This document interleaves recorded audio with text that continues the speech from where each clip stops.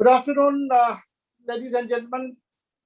We are live on YouTube now, and a warm Navratri wishes to all of you, and happy Mahalaya to all of you.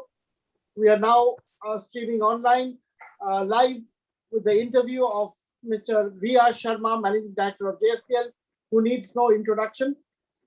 The most knowledgeable man, and today he is known as the spokesman for the entire India Steel Incorporated. So he speaks for the industry. So whenever Mr. Sharma speaks, the world wants to listen to him. So today is no exception. We are having an interaction with the performance of JSPL and how Mr. Sharma has turned it around. Sharma sahab, a warm good afternoon to you. And let me start with my first question. Mr. Sharma, you registered a massive tenfold rise in the consolidated net profit during the first quarter, registering a figure of 2,515.71 crore during the quarter, compared to 235.7 crore recorded in the first quarter of previous year. What kind of results are we likely to see during the second quarter of FY22, which is coming up shortly in the next few days? And what are your expectations for the third quarter? How long do you think this super cycle is likely to continue? Because there are a lot of views and opinions on the super cycle and the price trends, whether it will be continuing or we are likely to see a dip. And at the same time, we have noticed a huge surge in coking coal prices. And of course, the coal crisis is something which you have been also talking about. So we would like to know your views, sir. Yeah, thank you. Thank you. Good afternoon to you, and good afternoon to all of the listeners and the participants in this particular program. Yeah, you are right. Last year, if you compare Q1 of 2020 versus Q1 of 2021, there is a big jump in terms of profitability. But I will drive you down to different angle. In the March 2020, the lockdown was declared by Government of India. And because of the COVID-19, we took a decision that we will not stop the mill. We will continue our production because steel was put into a essential commodity. Initially, we didn't have any orders because domestic market was down. So we started booking orders from the entire world. And finally, we could find that, yes, we can continue our operations without any disruptions. So we booked export orders in the month of April, May, and June, and we started manufacturing goods for the exports. To our rescue, a couple of countries, they came like Italy, Spain, France, Germany, Switzerland, Denmark. These were the countries, those who have been passing through a serious pandemic wave in the month of January, February, March, and April. Many people, they were dying every day. The numbers were 4,000-5,000 per country per day. So during this time, what happened? Some of the markets were open, some of the markets were completely locked down. So we touched them. And we told that, look, we can supply the material and there'll be no force measure from our side. And if you are willing, then we can fill in the gap. Since China was not supplying the material to them, China itself was struggling to recover. And their steel mills were also not working, that is European steel mills. They were not working with full capacities. So we got a gap. And in that particular slot, we fixed ourselves and we started supplying them hot rolled coils, plates, angles, channels, structures, beams, and whatever comes in the way. Then the next market, we thought that which market we can pick up the next. So we mapped the entire world, and we also studied that which are the markets of China, because China was not exporting. So there was a ready market available for anybody who enters first. So we found that the countries like Middle East, Saudi, Kuwait, Bahrain, Qatar, UAE, Jordan, these are the countries where China was supplying at least 70 to 80% of the total steel. So we entered in that market, and we did a complete fill in the blanks. And that was again a game changer. So by that time, the April month had gone, and we recorded a highest production in the month of April. And we also recorded a highest ever sales in the month of April 2020. We didn't stop there, it encouraged us further. Then we did a mapping of Chinese market in Southeast Asia. So we found that in Southeast Asia, like Philippines, Taiwan, Vietnam, Indonesia, Malaysia, Thailand, these were the very lucrative markets. And for so many years, China was supplying material to them. So we entered in those markets, especially for wire rods, billets for the wire rods, plates, slabs, round billets. So these were the markets, and we captured that market because there was a total vacuum available at that time. So by the time other Indian mills, they realized that what is happening. So we had booked orders for more than 1 million tons from all these markets. So that helped us in continuing our operations in the month of May, June, and also July. So this is the reason in Q1, we did a record sales, we did a record production, and we did a record EBITDA. Our EBITDA was 2,300 crore in Q1 of 2020. And that was a record EBITDA in the history of JSPL. We continued the similar EBITDA level in the month of the second quarter, that is July, August, September. In October, November, December 2020, we again crossed the records of Q1, Q2. And Q4 was a very charming quarter for us in terms of the total EBITDA level. So in a year, we could do close to 14,000 crores of EBITDA, that is 13,860 crores. And we could do a net profit of 7,500 crores in the calendar year, which is called pandemic or COVID-19 year. So we always say that it is a COVID year where we could make the history, not only for this country, but for everybody in the world, that a company who had been passing through a very challenging time has come out from that challenging time to a better position. So from theory of constraints, we converted ourselves into theory of comfort. It does not mean that theory of constraint is not applicable today. Theory of constraints is applicable for anyone, any institution, any organization at any day, because constraints are always there. But we were struggling, so that struggle is over, and we came to a level from where we can comfortably think how to move forward. We did a record production in financial year 2020-21. If you see our records in 18-19, we did 5.2 million ton. In 19-20, we did 6.2 million ton. And in 2021, we did 7.5 million ton. So in 2 years' time, we could record a increase in total number of volumes, 36%, as against of 2018-19. So that has led us to a very comfortable position. We could pay all our outstanding dues, all the statutory payments. We could bring down our debt from 45,000 crores in the year 2017-18 to a level of 29,000 crores. And then finally, the year 2021 started. So we continued the same rhythm in the year 2021. So Q1 of 2021 was again very hilarious. We could generate again our highest EBITDA level. Q2 also, we have done wonderfully well. We took a target of 15, 15, 50.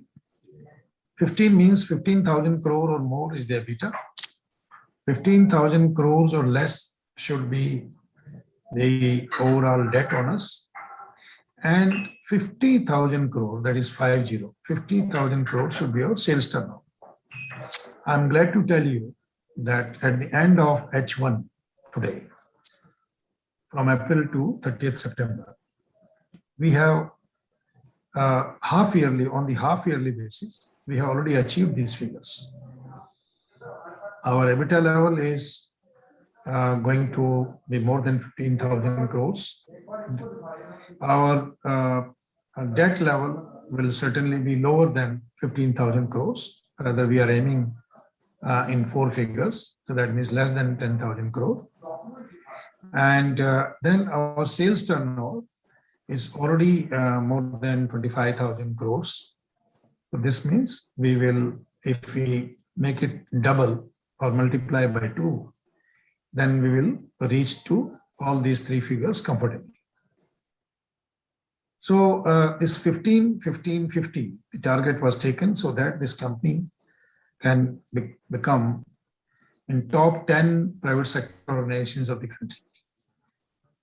If you see if we keep public sector industries like SAIL or BHEL or Indian Oil or ONGC, so leaving these companies apart or aside, the private sector industry in total ratios, debt to EBITDA, our profitability, our sales turnover, and our campaign for net debt free organization, then we are among the top 10 private sector companies today in the country. So that was our aim. Then finally, we decided that what is going to be in 2021-22. We decided that yes, our target should be, we should produce 8.2 million ton steel production and we should sell the same quantity. And we are on that. So in two quarters, we have reached to 3.97 million ton, which is little less than 4 million ton. And I'm sure in Q3 and Q4, we will take a quantum jump and we will be in a position to achieve 4.25 or 4.3 million ton production in 2 quarters, aggregating it to 8.2 million ton, what we have envisaged. So this is what the overall story of JSPL. Today, you have seen that from in April 2020, our share price was 63 rupees per share. And today it is more than 420 rupees. The expectation is that in this particular month, as per the Economic Times, the share should reach somewhere about 480 or maybe 500 within this month. This is the declaration by ET. This is not our declaration. We are just watching. So this means the shareholders' wealth and our stockholders, the people, those who invested in JSPL stock, they have earned 700% as a total gross contribution from 63 rupees to 450 or 480 or maybe 500 rupees per share. So in metals, we are the largest wealth creator today in India, perhaps in the world, that in a span of 18 months' time, a share can reach to this particular level. So this is a great confidence the street has shown on us.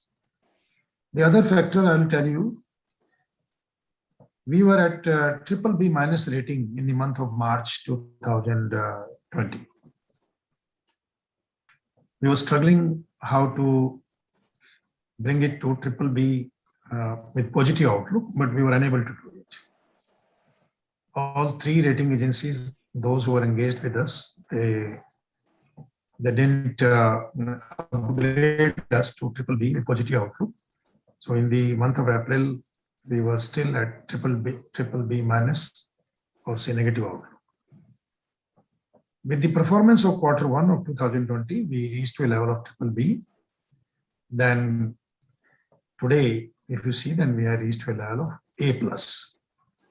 So in 12 months time, from triple B level to A plus in rating, it's a very good rating. Today, internationally, we are also working with the companies like Moody and Standard and Poor. So we are expecting that they will also rate us with the rating of at par with the country rating and at par with the bracket of Tata Steel and JSW. So we are expecting maybe at par or maybe a little better than many of the Indian organizations. The JSPL had shown a complete impeccable record. No bank had ever lost even a rupee with JSPL. We have paid back all of the lenders' money or loan taken. We have also paid the loans by paying prepayments.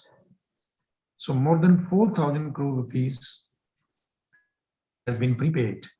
And from 28 banks, now we are operating with only 18 banks.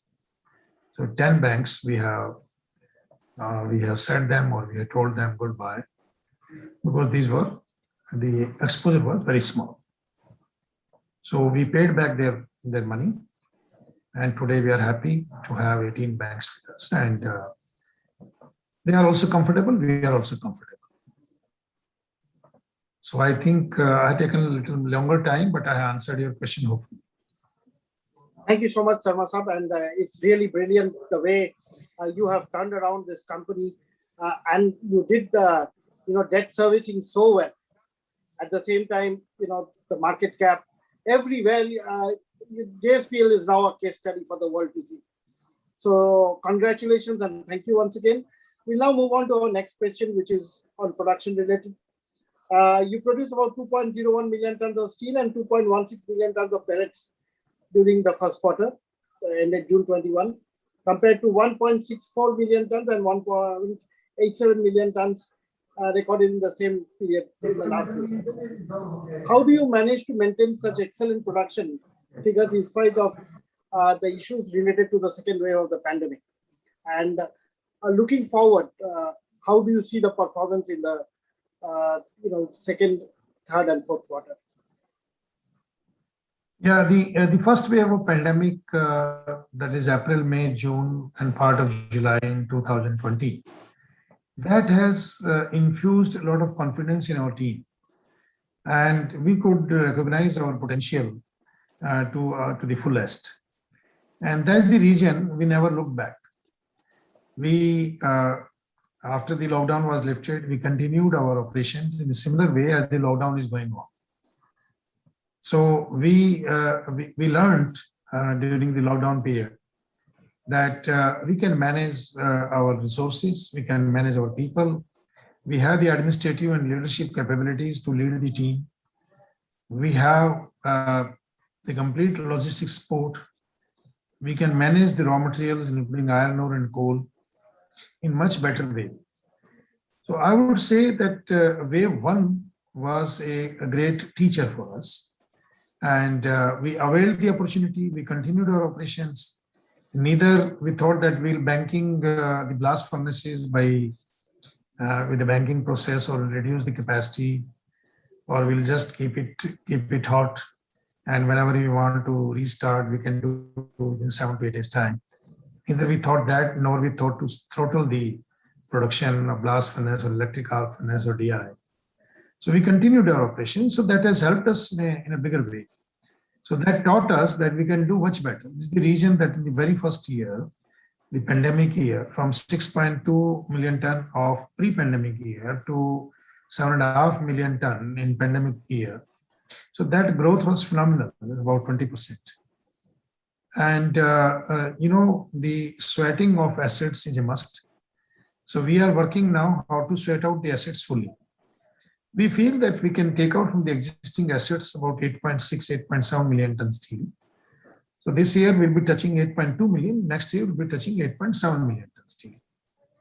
So the success behind is only one. That is our experience in the extremely difficult and adverse conditions. So that experience has saved us. Thank you so much, Sharma Sahab. So we see, further brownfield expansion also coming up. So let's assume that JSPL will actually become the single largest location plant in the days ahead.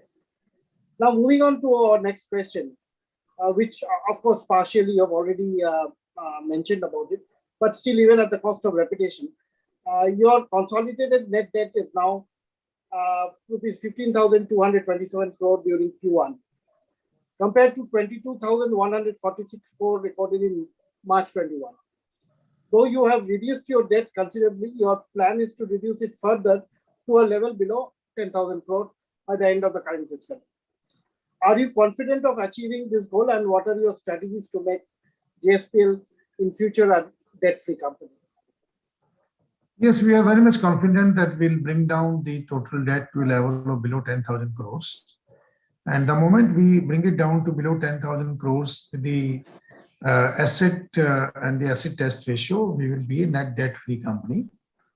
You can say that the liquidity is multifold than the debt we own. So this is what we are going to do. We have the highest ever cash reserves by the end of the 30th of September. And these reserves are more than 4,000 crores. So that we are now a cash surplus company in terms of liquidity. And we are paying back to our lenders on priority or out of the term. So we are very sure that we can reach to a level of total debt level of below 10,000 crores and with a very high degree of liquidity. So we feel that the operations which are going on today, and with 8.2 million ton of overall production and sales, we will be in a position to generate at least 8,000 crores of net profit in the current financial year. And that is our aim. That will help us in reducing the debt further. Thank you so much, sir. Now, what has been announced is Odisha's high-level clearance authority headed by Honorable Chief Minister Sri Naveen Patnaik has approved the expansion plan for your Angul plant to produce 25.2 million tons with an investment of 24,652 crore. With this, JSPL is expected to have will become the largest single location plant in the world. Could you briefly highlight the various facilities which are likely to be added as part of this expansion, brownfield expansion plan, and whether you are looking at flat products complex also, because I have been hearing reports that you are entering, the flat products in a big way. And what kind of product mix are you looking at in this phase of expansion? Yeah, you're right. We have got the permission for 25.2 million ton of total overall capacity of Angul plant. This, as of now, whatever the information is available worldwide, there is no other plant in the world which is either under construction or on the way, which is of 25 million ton capacity anywhere at any location. This is going to be one location plant, 25 million ton. So we are sitting very near to the coal mines. We are sitting very near to the iron ore mines. We are just 220 kilometers away from the port. So we have the land available, we have the water available. So this means there is a potential and we can grow it as greenfield projects. And we don't have to buy more land for this, because nowadays overall footprint of land has reduced in terms of placing the equipment. So worldwide, the new technologies are coming where the very less land is used for a higher rate of production or bigger capacities than the old days time. So we feel, we are confident that we'll be reaching to this level of 25 million tons plus. Actually, the need of our is from 110 million ton of production now, India needs to reach to 300 million ton production. 300 million ton production, then we have Indian industry has only two options. One, to grow as greenfield, and two is grow as brownfield. Chances of growing brownfield are faster and better. Greenfield, we have not many hassles of land, electricity, water, then resources, whereas brownfield is easier.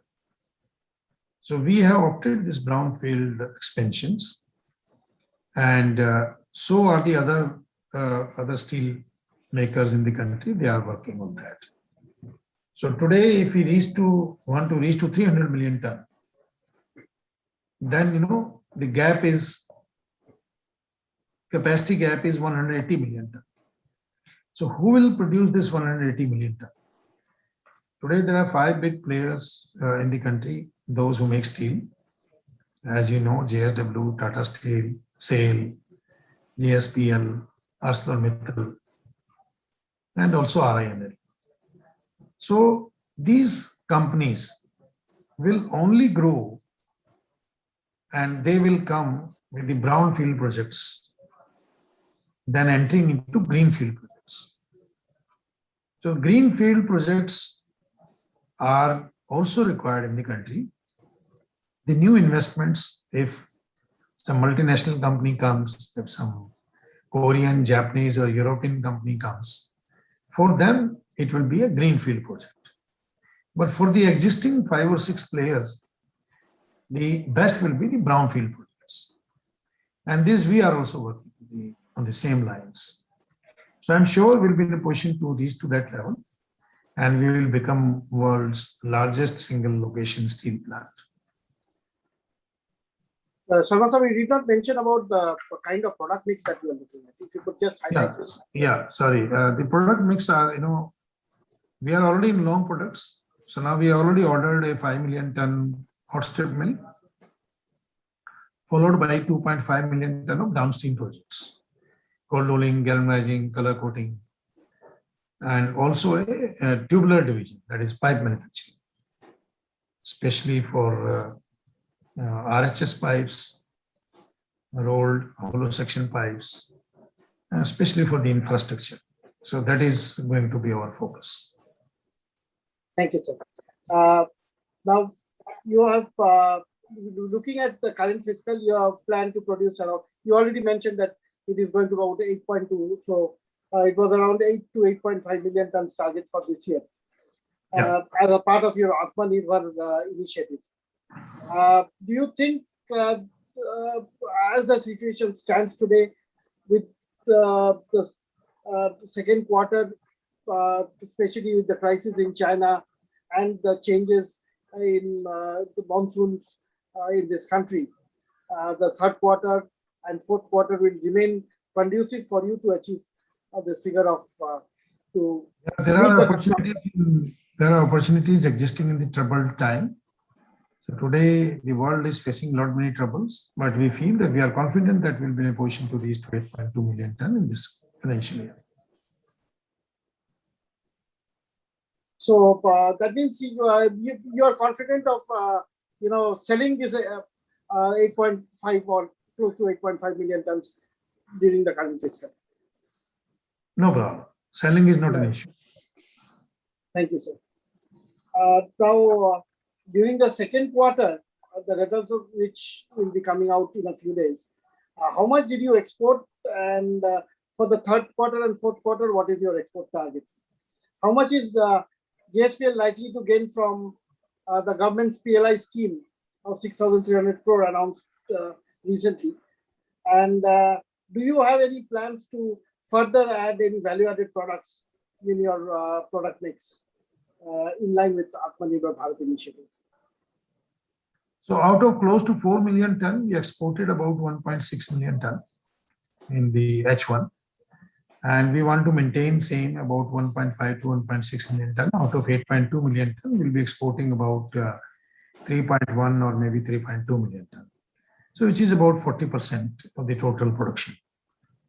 The other area is the market. Yes, the market do exist today, and the spot market, spot international market for steel is still very hot.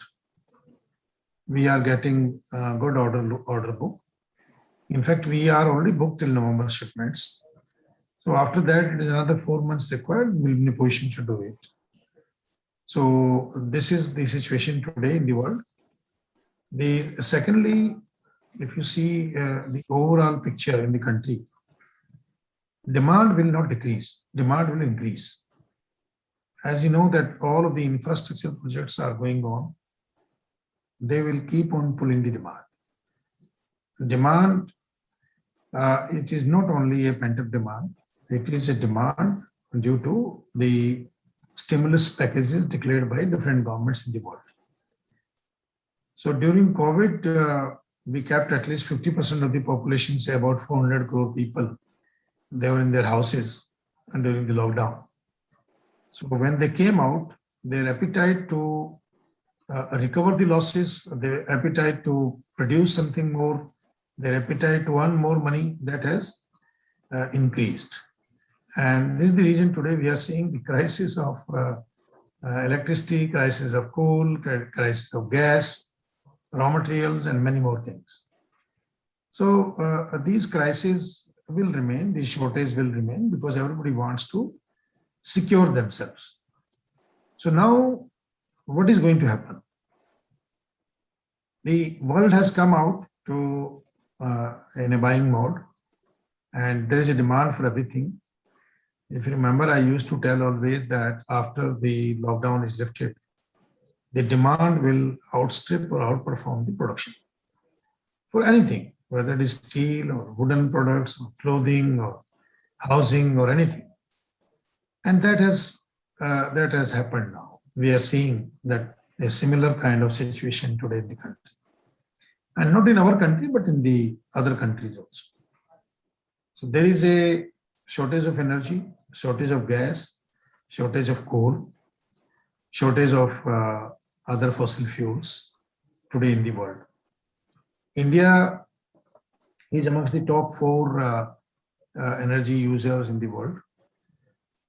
And these top 4 are America, India, China, and Saudi Arabia. So we meet out just 25% of the energy requirement from the domestic resources. 75% we still import. When a country like ours, we import 75% and we are amongst the top 4 users of fossil fuels, you can imagine then what is going to happen in the market. We have requested Government of India time and again that the time has come to value our wealth, which is buried under the ground, that is coal. So coal has to be utilized fully.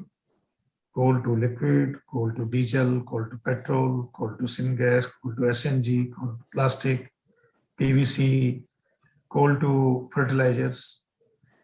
So I'm glad that Ministry of Coal, they have included this in their agenda decided about a week back. So I think the government is working very seriously, and such kind of problems will eliminate. So as a whole, production 8.2 million, sales 8.2 million, and the effect of pandemic, effect of competition, or any threat that we are not envisaging, I think we will sail through.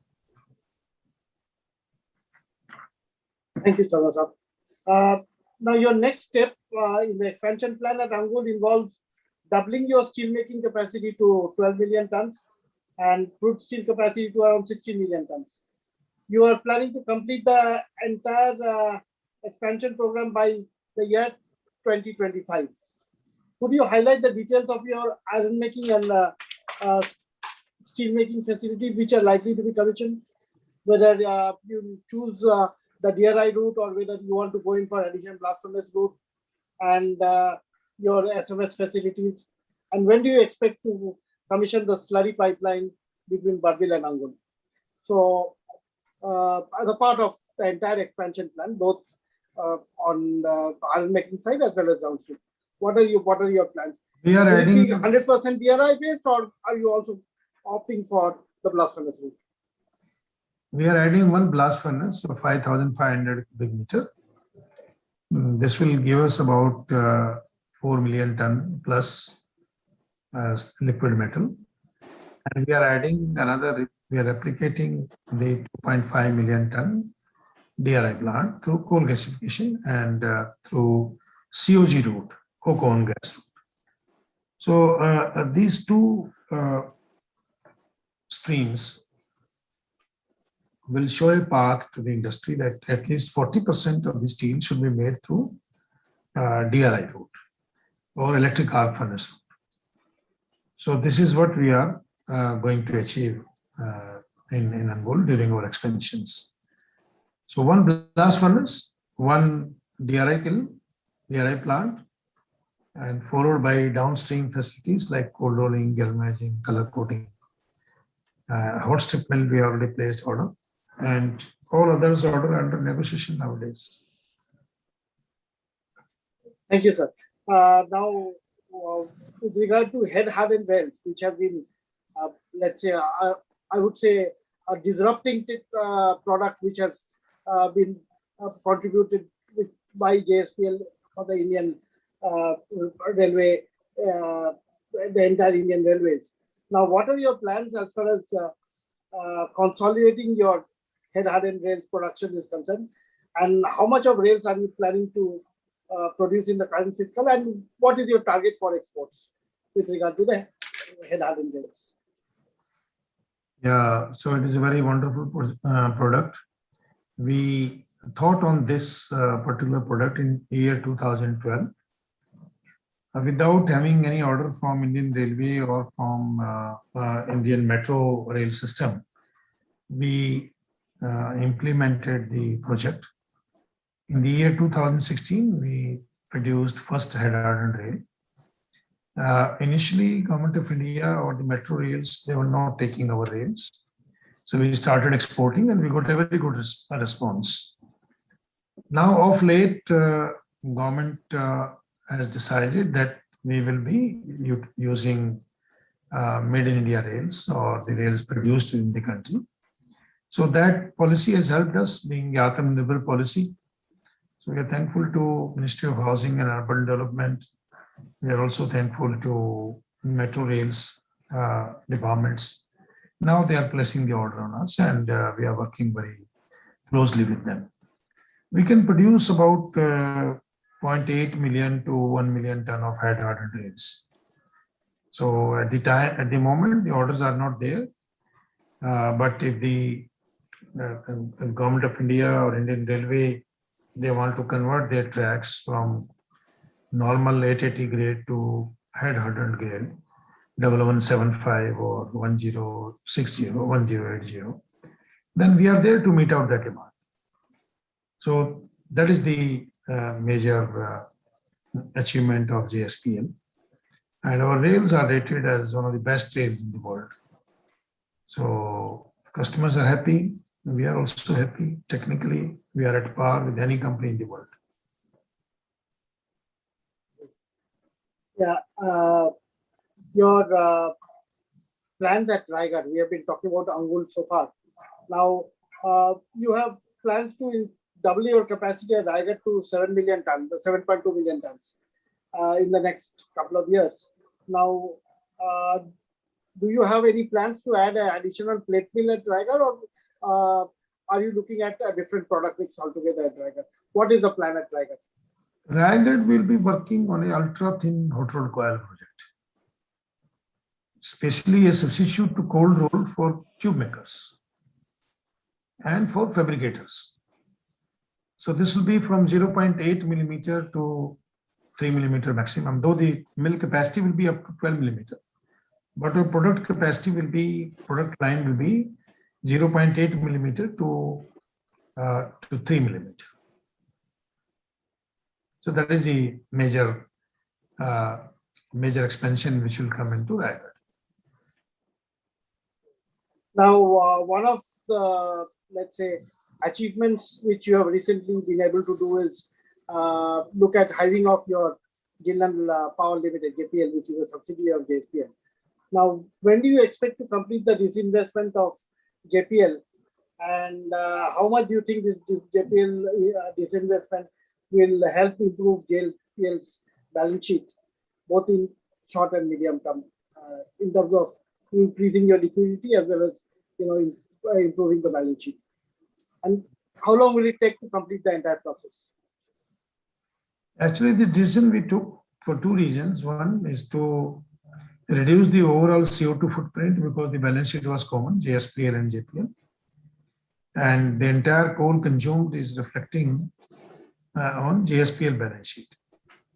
So we have solved that problem by selling it off.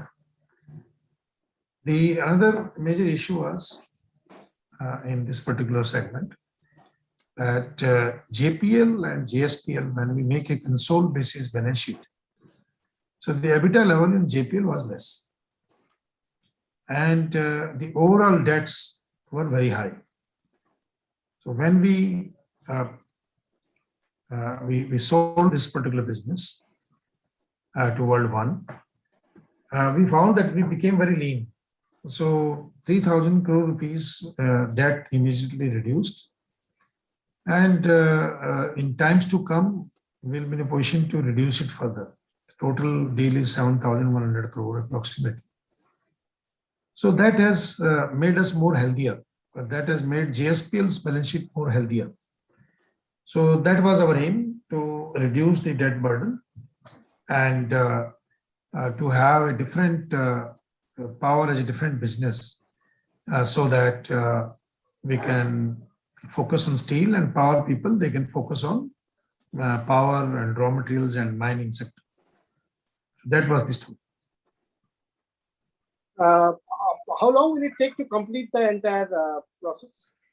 The board resolution took place, AGM has also taken place, extraordinary shareholders meeting has already taken place. Now we have applied to the statutory authorities to vet this particular transaction. I think by end of December, these clearances from statutory authorities with Government of India and state governments will come to us. Thank you, sir. Thank you so much. And now let's move on to a little market-related question. Your Panther as a brand has already established itself. You have given a good run for money to the smaller players as well. Now, do you have plans to brand all your products in the near future? And how much are you branding right now? How much? What percentage of your products are branded as of now? And with regard to your products like the rails and plates, do you have any plans for branding them as well? Actually, as per marketing philosophy, the branding is always done for the commodity. And for the OEM products, you don't need branding. You need something else. I mean, you have to exceed to their expectations in terms of deliveries just in time, new product development, value addition, and value engineering. Since rebar is like a commodity, so we have done the branding on rebar only at the moment. But we are not close to idea to brand other products as Panther products. So, but at the moment, it is only for rebars. Rebars. Thank you, sir. Now we'll come on to something which is the closest to your heart, the subject which you keep talking about most of the time. We are going to talk about the coal gasification now. You have been the pioneer in coal gasification using syngas to reduce the carbon footprint of coal use. To this end, what are your suggestions as far as usage of syngas in production of hydrogen is concerned? Do you think coal gasification is the way forward to produce low-cost hydrogen and reduce our CO2 footprint? So this is something you have been stressing on for quite some time, and it has been successful with the government taking up the initiative as well. Now, what is our way forward? Because you're the best person to actually highlight whether it will be cost effective for us in the long term. Yes. You see, as I told you earlier, that only 25% of the liquid fossil fuel we take out from India, and balance 75% we meet out our demand from overseas. In fact, we don't need to import any fossil fuel in the country. We don't need to import any crude. We don't need to import any kind of fuel, including gas. We should utilize what nature has given to us. Nature has given to us a huge reserve of 350 billion ton of coal. So this 350 billion ton of coal, today we take out how much? Hardly 750 million or 800 million tons. So out of 350 billion, if we take out 1 billion ton per year, the coal will be consumed in 350 years. So who has to see today that what will happen after 350 years? Because maybe at that time, the energy requirements will be different or some new technology will come. But I still and strongly feel that God has given us a lot of reserves. We should try to utilize it in the most environmental friendly way. Honorable Prime Minister has spoken in America 2.5 years back, and he also told the same thing, that I invite that the technological company, they should come to India and they should gasify our coal, so that we can utilize coal in a very, very environmental friendly manner. Right. But you know, that is a little distant dream. We are working. JSPL has already started producing syngas. Now Talcher fertilizer plant is coming in a big way, where they'll be gasifying the gas and they'll be making urea or fertilizer. Then next will be Ramagundam. Then near Kolkata, Dankuni, already one plant of Coal India or SCCL that is producing methanol. So many more plants are likely to come. Those will produce plastics, will produce the PVC in general, will produce rubber, will produce other special chemicals, fertilizers, power plants, methanol, ethanol from coal. So when we can do all these things from coal, then the right utilization of coal, what nature has bestowed us, will be used. So what I suggest to all the authorities, Government of India, all the news, media, through your channel, that we should focus on coal gasification. We should reduce coal into gas, gas into fertilizers, gas into power, gas into to steel through DRI route, gas into SNG, that is piped gas for the domestic use. So there are so many uses of gas, and these uses of gas means the parent material is coal. So coal to gas, coal to hydrogen, coal to syngas. This is the future for our country, and we should not ignore this particular future. Hydrogen, clean energy, clean or green hydrogen, it is just a dream. This will take time. I'm not against that, but we have to find a balance in between gray energy versus the green energy. So even if you have the gray energy and we convert coal into CO or coal into H2 or coal into any other precious minerals or byproducts, that serves our purpose. So this 350 billion ton of coal, otherwise where will we use? So we should reduce our import budget. We should make India truly Atmanirbhar by utilizing our Swadeshi coal. So this is what my point of view is. Thank you, sir. Yeah, to make Atmanirbhar obviously means the judicial use of coal, very rightly pointed out by Mr. Sharma. Uh, now, as you have been talking about Sharma Sahab for the recent few weeks, which is about the power crisis in China, and as well as this real estate collapse in China. So, with this, couple of things have happened. First of all, there has been a demand supply mismatch. Then there has been a significant change in coal prices for the last couple of weeks. So keeping this in mind, and also the change in demand supply equation, uh, do you expect a further rise in steel prices? Because of late the input costs have gone up, and the coke prices have already been shooting through the roof. Uh, Non-coking coal prices are also on the rise, and there is a significant amount of shortfall even in the power sector of our country. Most of the power plants are there with a stock of 3 or 4 days. Some are 7 to 10 days max. So with this kind of a situation, and both coking and thermal coal prices having shot up significantly, uh, do you think this could bring in about changes in a demand supply situation? And is India likely to gain from this scenario? Yeah. You took a very solid point to this question. First of all, India, China, we both are in a similar situation. They have 150 crore people, we have 135 crore people. So the energy need is gigantic, and we must meet out that. So the best is that we have to utilize coal.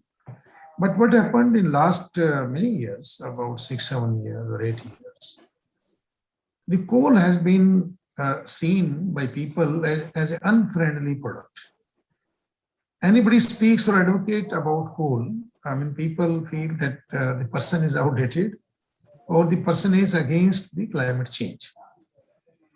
But that is not true.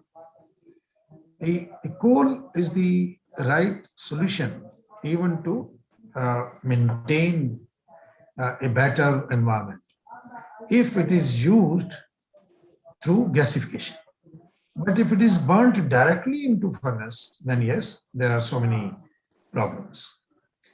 So I feel that coal is a very friendly product if it is used and utilized properly. Coal is much cheaper. Coal energy is much cheaper than crude oil. Today, the gas prices in Europe are equivalent to $200 per barrel of crude. Means if 1 barrel of crude reaches to $200, so that is the price of gas today.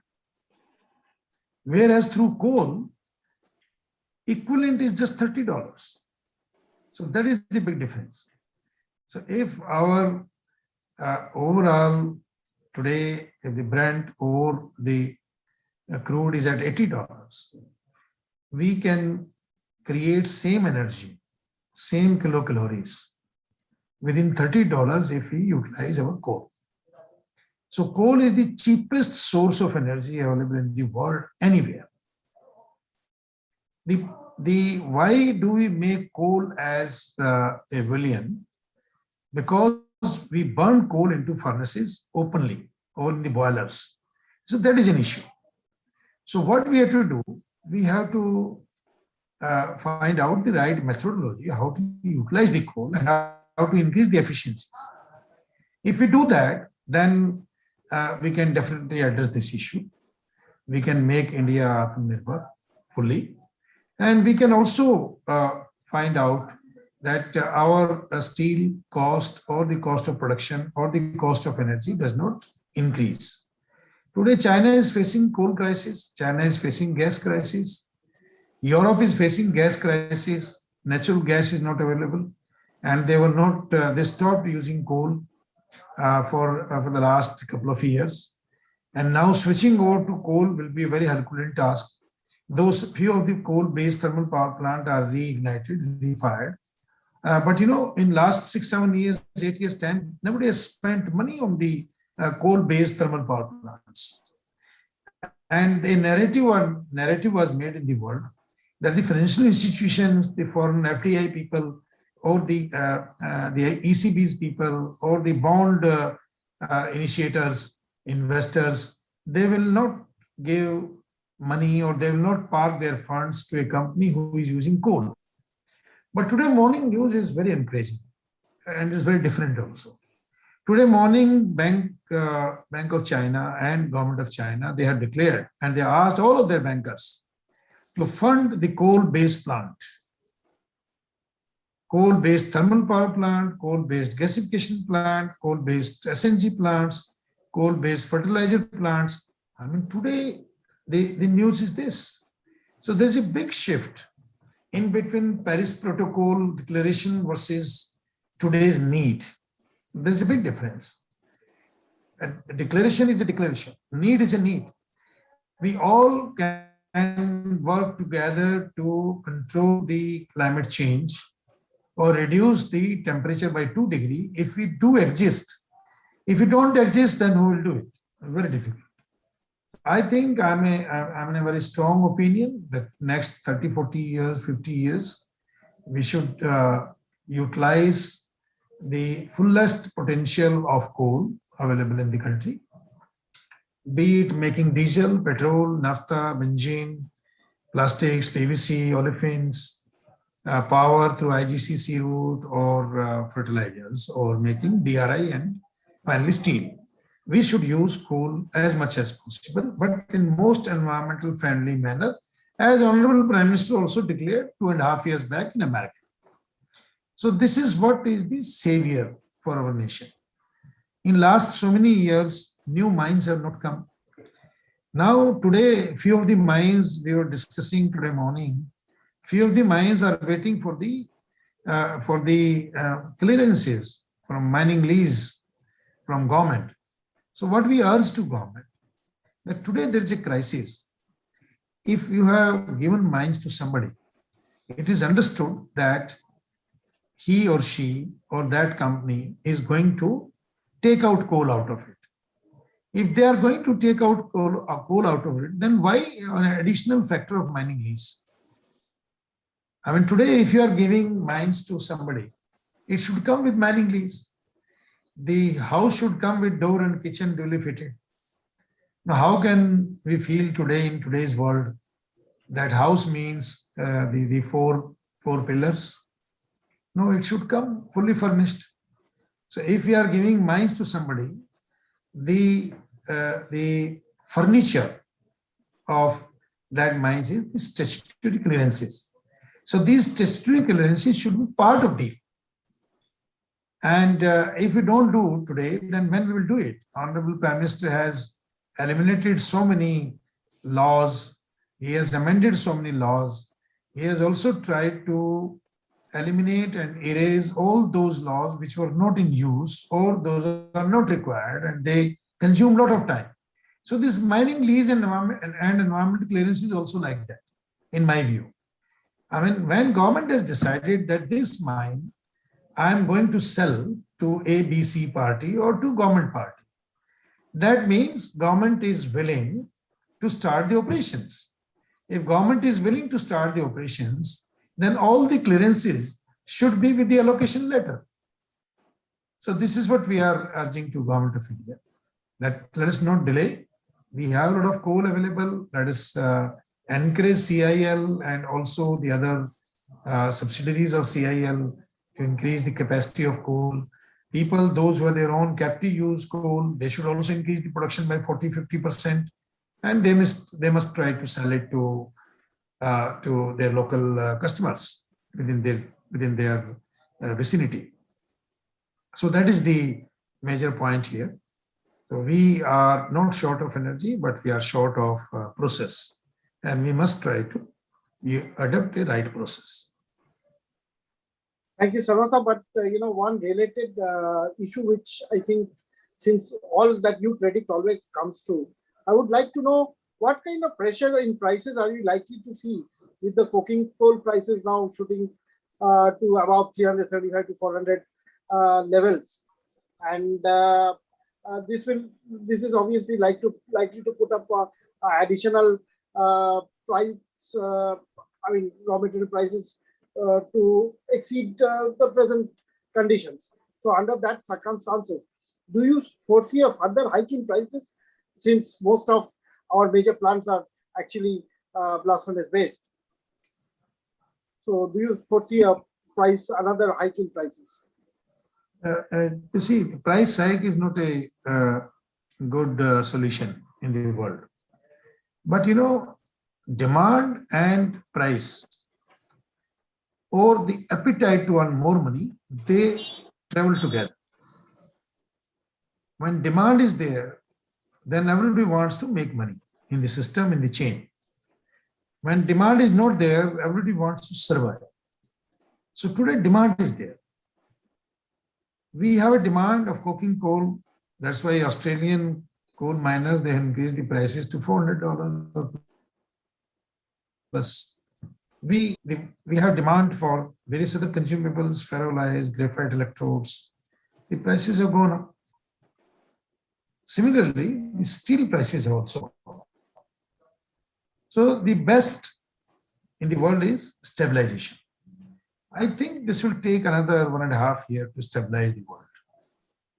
And then situation will become normal. Any product, if the growth rate is more than 6.57%, then the abnormalities are likely to happen. Because the world is unable to digest more than 6 to 7% of the growth level. Maybe in few commodities, few products, temporarily, this can be 10%, 12%, 14%. But finally, it has to settle somewhere about 6 to 7%. So today, if you see, the consumptions are much beyond than 6 to 7%. So to cool it down, we need to throttle so many things. We need to find new ways of energy, as I told you. And we used to spend money on infrastructure projects very judiciously. We should not open so many projects together. We should open few projects together and then wait for the completion, and then again few projects together. So then only we can address the issue. Otherwise, we cannot address the issue.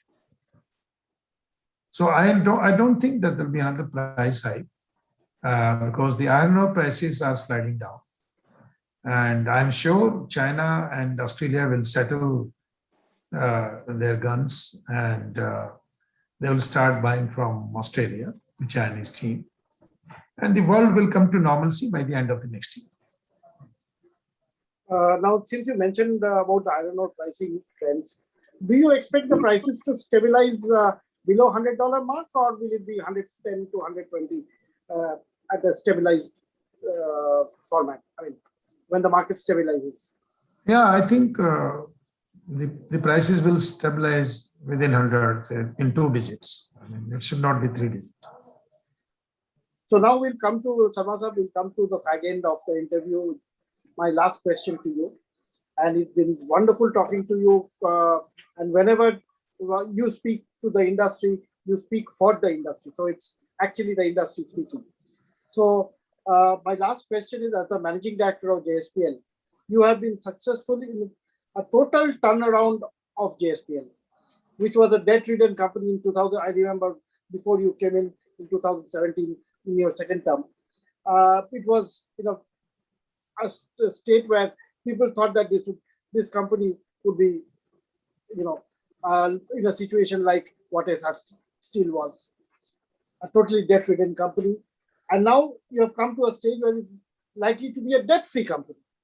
You're looking at an option of becoming a debt-free company in the next couple of years.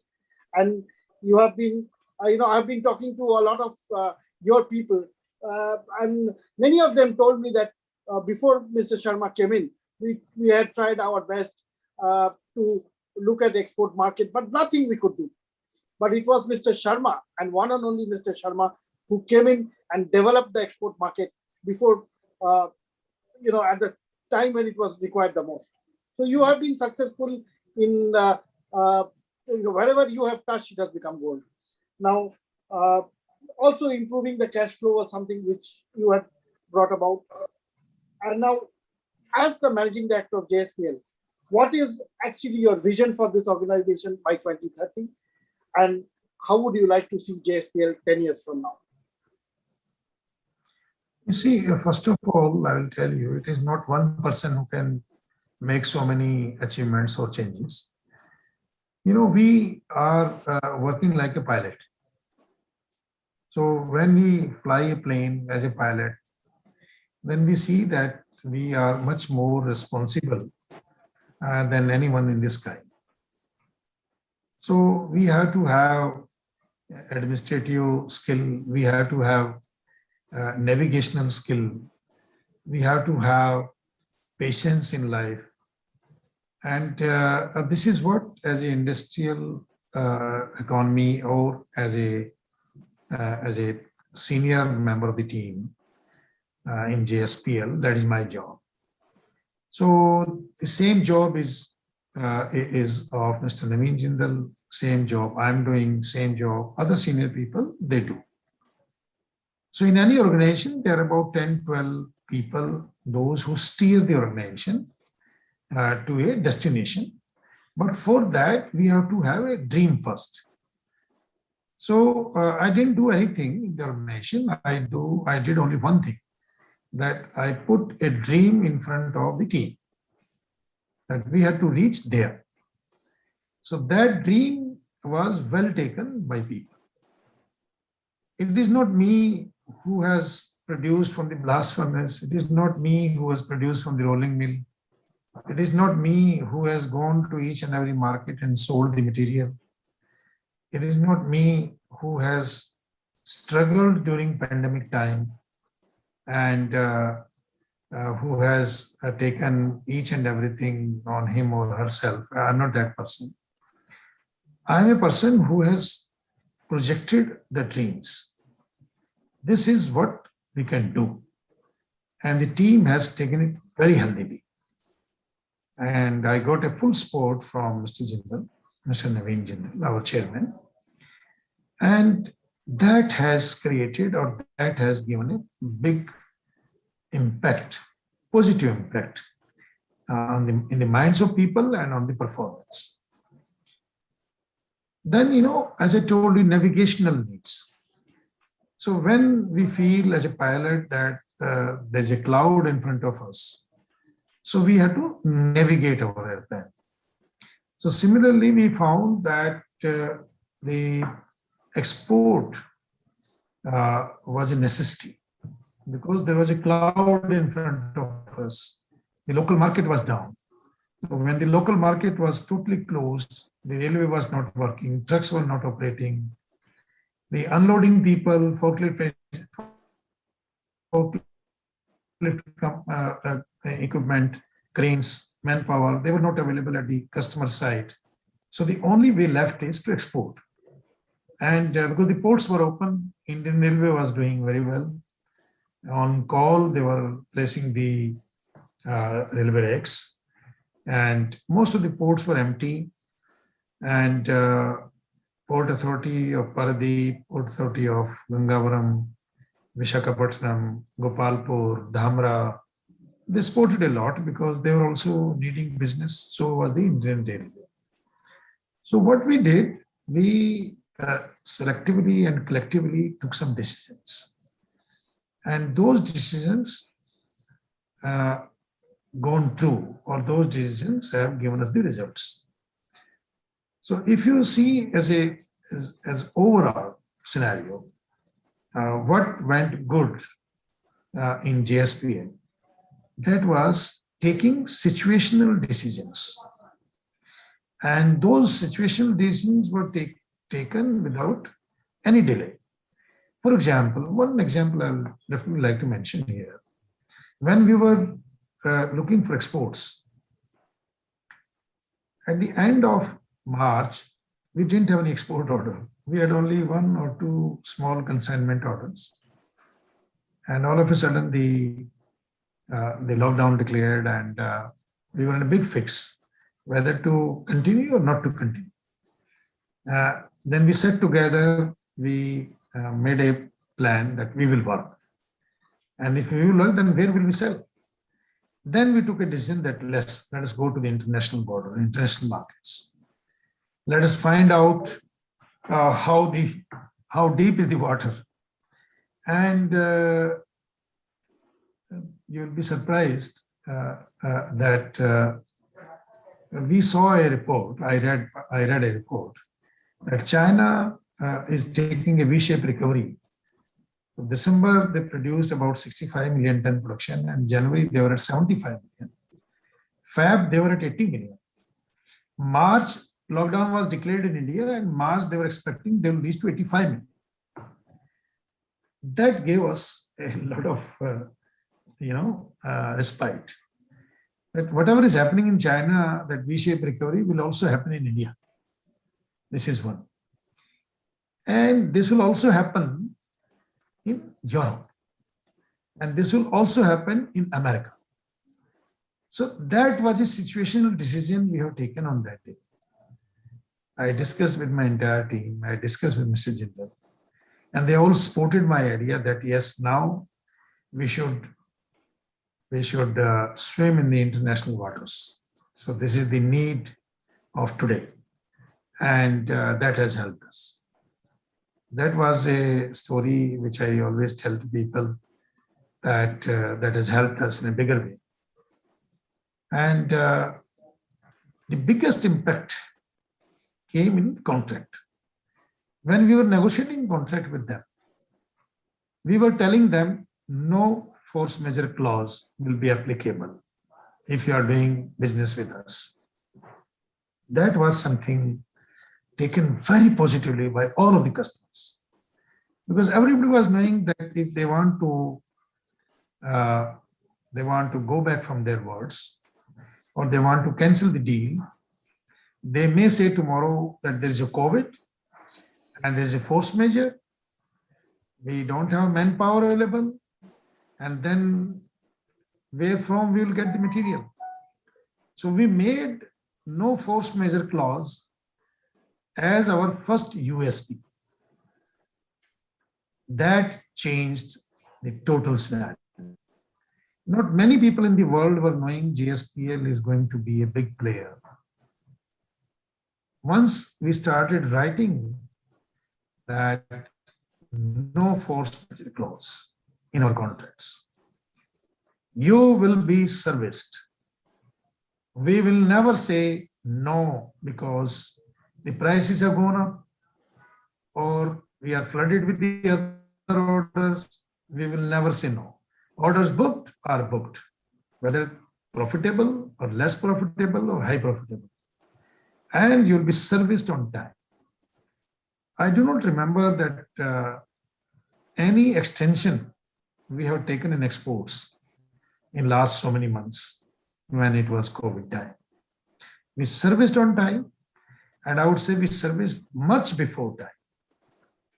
That brought business after business, business after business, and we never looked back.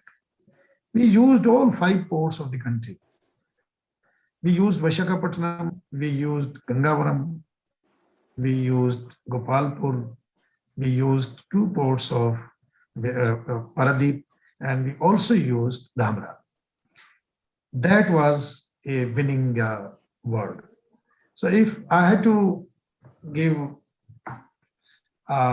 credit to any philosophy, that was the no force majeure clause, number 1. And number 2 is looking into international waters. So that has helped us, that has saved us. And this is the reason we paid all statutory dues. We paid timely the salaries, wages of the workers and contractors. We paid all sorts of duties. We didn't utilize the moratorium for more than 3 months. And in one of the statement in newspapers also, and also while interacting with Ministry of Finance, Ministry of Finance asked us what help you need from government. So it was, I think, August 2020. I replied, we don't need any help now. It is industry's turn to help government. And whatever I said, I mean it. And we did it. So whatever support government could do, there is much more than enough. Now it is industry turn. It is business leaders' turn to support the government so that they can take care of the needy citizens of the country. And this is what we did. So we are thankful to government. We are thankful to you, to other platforms from where we could speak to each other and we could disseminate the knowledge, no matter whether there's a business or there's a competition.